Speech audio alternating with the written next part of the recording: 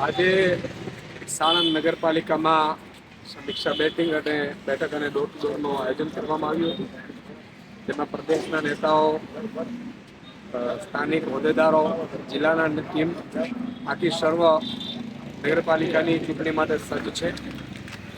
આજે અમે 3 નગરપાલિકાઓ સાણંદ, બાવળા અને ધંધુકામાં સમીક્ષા બેઠક કરવાના આયોજનમાં લોકોનો ખૂબ ઉત્સાહ છે, કાર્યકર્તાઓનો ખૂબ ઉત્સાહ છે અને આગામી લગભગ આવતા મહિને જ સ્થાનિક સ્વરાજ્યની ચૂંટણી આવી રહી છે.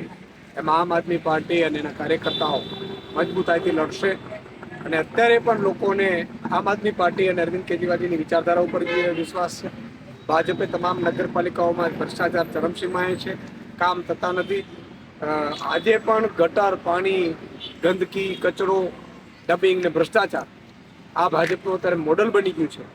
એવી કેટલી નગરપાલિકાઓ છે કે જેમના વીજળી ભરવાના રૂપિયા ભાજપ પડે રહેવા નથી દીધા. એટલે વીજ બિલના કારણે પણ નગરપાલિકાની ઓફિસોના કનેક્શનો કપાય છે.